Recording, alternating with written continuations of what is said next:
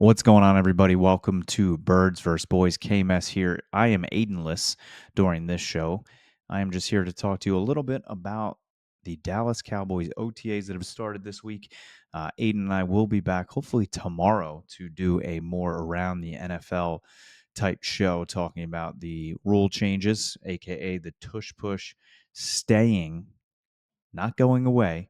22 teams voting against the tush push. They needed 24 to throw it out of the league. So it stands, it stays. The tushes keep getting pushed, as well as NFL players being allowed to play flag football in the 2028 Olympics. One player per team is allowed. So Aiden and I are going to kind of build our perfect NFL flag football team for 2028. But right now, I want to talk about the Dallas Cowboys. I want to talk about the Dallas Cowboys, who we have seen on the field, heard at the microphones, and kind of what's the state of the Cowboys in this moment in time. If it's your first time here, thank you. Welcome. I am Kmess. I cover the Dallas Cowboys here for Birds vs. Boys. My cohort, Aiden Powers, covers the Philadelphia Eagles, and together we cover the entire NFL.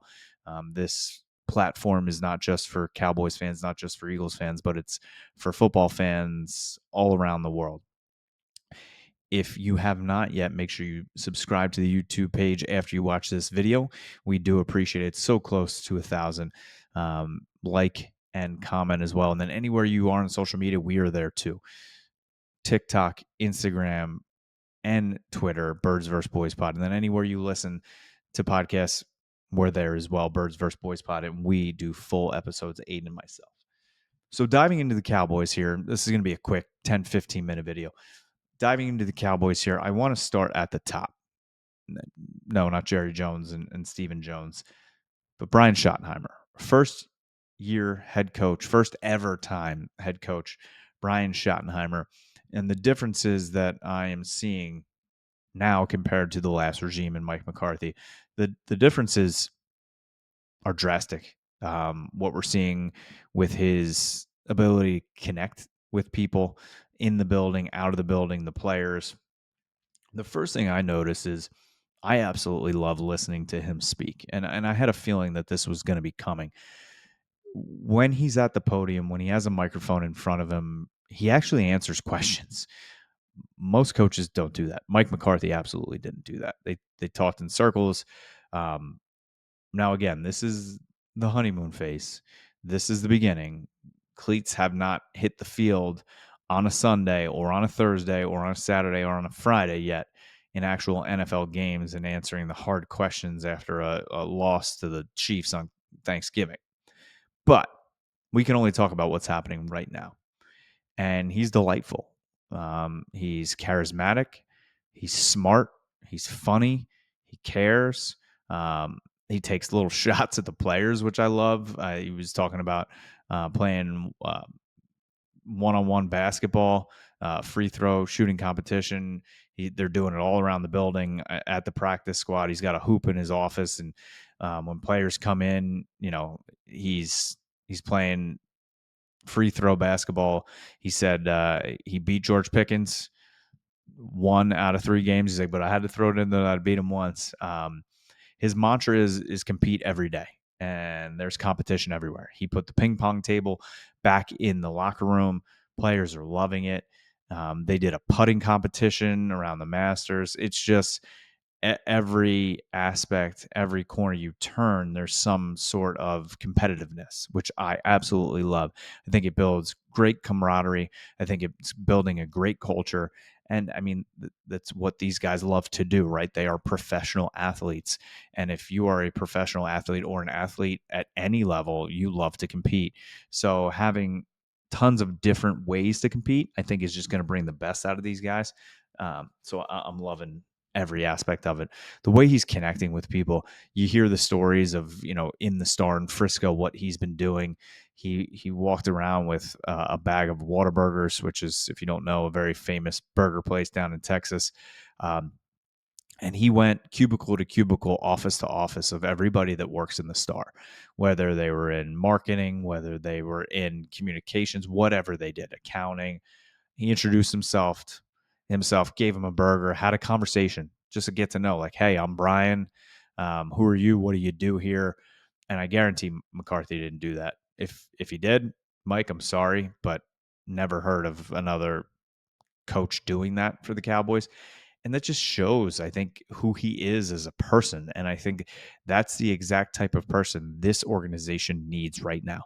Um, they were in the dumps, they were low, the culture was low, the morale was low, and he's building that up. And he said it in the beginning. And when he was interviewing with Steven and Jerry, his selling point was culture and the culture that he was going to bring. And he wanted to build the best culture in all of sports in the world, not just in the NFL. And he's off to a great start. I'm loving everything I'm seeing from Brian Schottenheimer. Again, does this translate to Sundays and Thursdays and Christmas Day and Thanksgiving Day? We don't know yet. But that doesn't matter right now. We're here right now, and what he is doing is positive. So, they got the music bumping loud. Nipsey Hussle's playing. Kendrick Lamar at practice. The guys are dancing. Ezraku, they said, was dancing like all practice between reps. I love it. I love it. This team's a family. I think they're going to play for each other, fight for each other, and it starts at the top. It starts at their leader, and that is Brian Schottenheimer. Speaking of another obvious leader on this team is Dak Prescott, number 4, franchise quarterback, the highest paid quarterback in the league at $60 million a year. It does seem like they did not reset the market, but set it so high no one's coming close. Josh Allen now below, Purdy way below at 53 a year. But people didn't know what to expect in OTAs here with Dak, right? Coming off the hamstring injury and surgery, actually 2 surgeries. He was rehabbing so hard with Britt Brown, he needed another surgery, which I don't hate. He was attacking his rehab, which I hope all of the players that are hurt right now, Trayvon Diggs, Overshown, we need those guys back. So I hope they're attacking their rehabs. I guarantee you, I know Overshown is. He was on the sideline during OTAs on the courts getting after it, and he says he wants to be on the field before the Chiefs game. Um, so we shall see. But number 4, coming off that injury that he sustained against Atlanta last year, and he looked good. He looked not limited. He's not cleared for contact yet, but who cares? They're not doing contact now anyway. He didn't look limited in what was seen. Rolling out, there was a couple plays where he extended the plays to find an open receiver or tight end or back, and he's moving around really good. I thought he would be more hesitant. I thought he would be more lumbering. He looked leaner. He looked quicker, and he looked like he said a couple weeks ago that he could play a game right now if he had to. Now, could he play 17? Don't know. But maybe he could play 1 right now. So Dak watch right now in the beginning looking good so far. So that is positive. And his new receiver duo, people are trying to do what they do, and you have to rank and list because, you can't not rank and list in sports world. So like, who is the best wide receiver duo? Where do the Cowboys now stand? With the Eagles up there with AJ Brown and Devontae, and the Bengals up there with Jamar and Higgins, and the Vikings, and now the Rams with Devontae Adams and Puka Nacua, right? There's a lot out there, but I truly believe that the Cowboys with CeeDee Lamb and George Pickens are right up there. And CeeDee is loving every second of having George Pickens there. He basically is saying that, we have 2 ones here.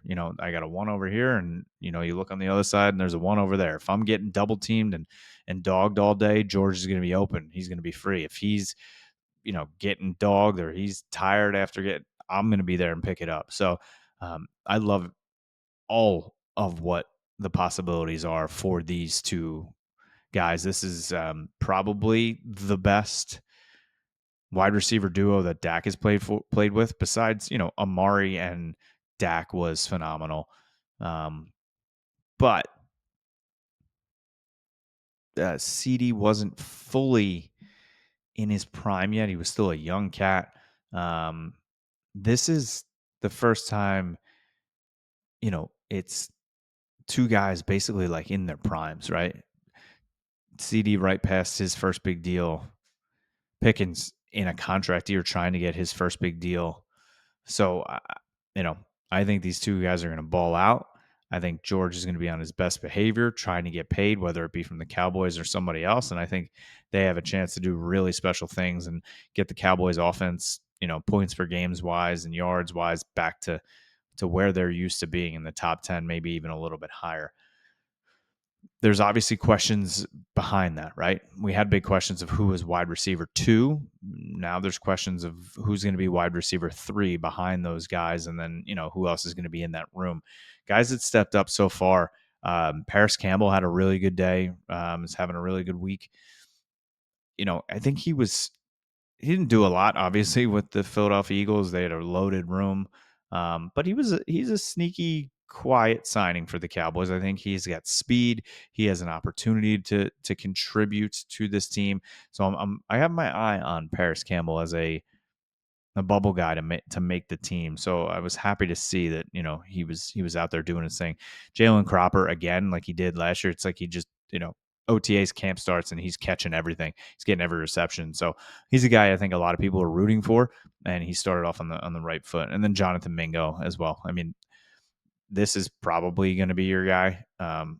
3 or 4, just because the Cowboys gave up a 4th round pick for him.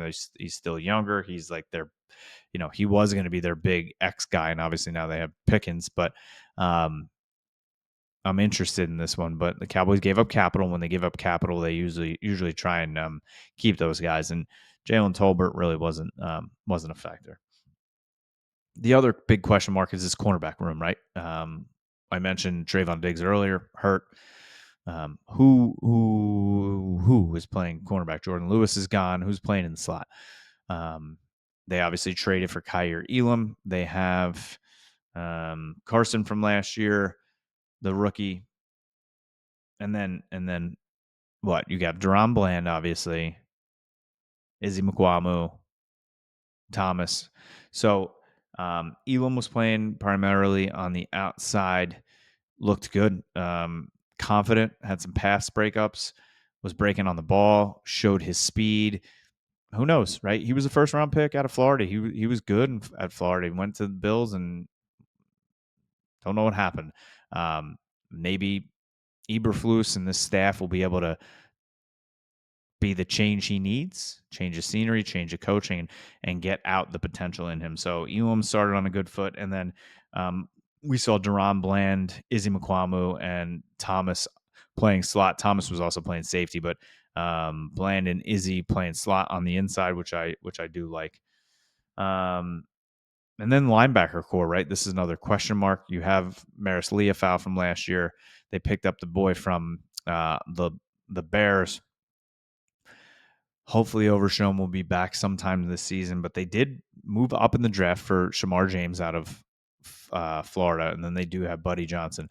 Shamar James and Buddy Johnson both have interceptions in this game. Buddy Johnson was able to pick off Joe Milton. He showed his speed. People were worried about some lacks of instincts of him coming out of college, but he was moving around well.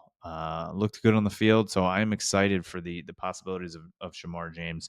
And then to round this out with the tight end room, that's a room that needs to step up this year, right? Jake Ferguson, they're saying, looks like he put on some good muscle mass. He is looking for a big bounce back year. He looked like the next big tight end that was going to be almost unstoppable, and then took a step back. Now let's remember, a lot of people forget that he had that knee injury this year. Looked like his season was.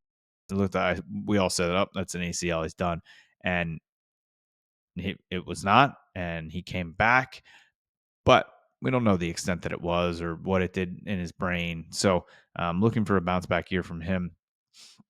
Looking for a step forward also from Schoonmaker this year. But a guy they really liked last year was Brevyn Spann-Ford out of Minnesota. He was the undrafted free agent rookie. They gave him a large signing bonus.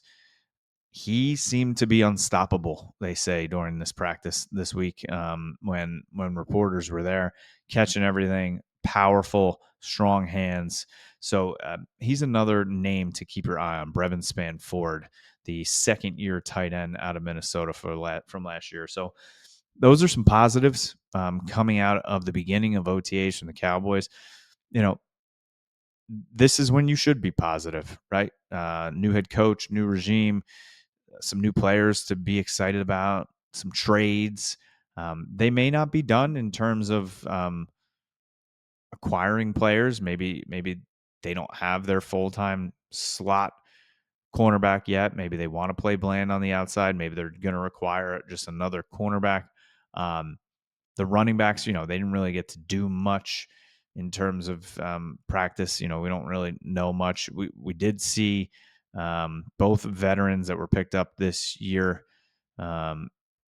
catching punts with the special teams. I think that's probably just more of like, okay, in a pinch, if we got to throw somebody out there and Turpin can't go back for a punt, who we send him back there is Miles Sanders.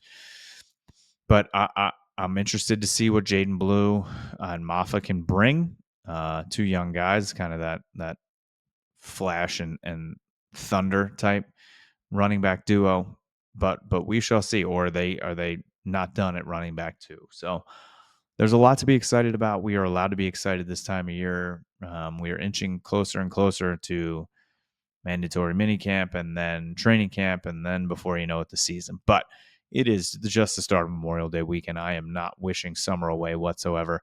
So that's why we're living in the here and now. And we are enjoying Brian Schottenheimer. We are happy that Dak is healthy. We have a new 1-2 punch at wide receiver. And we got some young guys like Booker on the offensive line who is running with the ones. It's no more of this Mike McCarthy, they got to earn it, put him over there. No, don't put him over there with the threes. Put him there. He is your starting right guard. Play him at starting right guard from the beginning and have him up against the other ones. That is what they're doing. That makes me happy. So I am excited in the direction the Cowboys are going right now. Does this mean they're winning the division? They're going to the playoffs and they're getting to the first NFC Championship game in 30 years? I don't know. I'm not saying that. But right now, end of May, I am happy. So let me know what you think. If you've read anything, if you've seen anything about this Cowboys team, let me know some players that you're excited for. Hit the comment section below. We do appreciate it. So thank you for watching. Thank you for listening. Once again, if you have not subscribed to this YouTube channel, please hit that subscribe button. Anywhere we are on social media, you should be there too. Birds vs. Boys Pod. And anywhere you listen to podcasts, we are there for you to listen to full episodes. Aiden and I will be doing a full Around the NFL show coming up very soon. Enjoy your Memorial Day weekends wherever you are. The Northeast up here, a lot of us head down to the beach, but it's going to be a chilly one. But hey, you got to love sweatshirts and shorts this time of year. So have fun. Enjoy Memorial Day weekend. And we will talk to you soon. Go Cowboys. Chris Hansen here, and I'm going to need you all to take a seat right over there and check out Birds versus Boys. I think you're completely right here, and I hate it. Yep. Hey, idiots. Stop doing dumb things. I got 2 phones. Upset alert. Upset alert. I might go insane. I think you're already there. There's no hope. Hope is gone. If this was an AFC North podcast, we'd be done in 15 minutes. Bob Hope. I'm going to drink bleach. That is the team you promised me you were going to be this year. This is the Consciously Hopeful podcast. I'll be watching.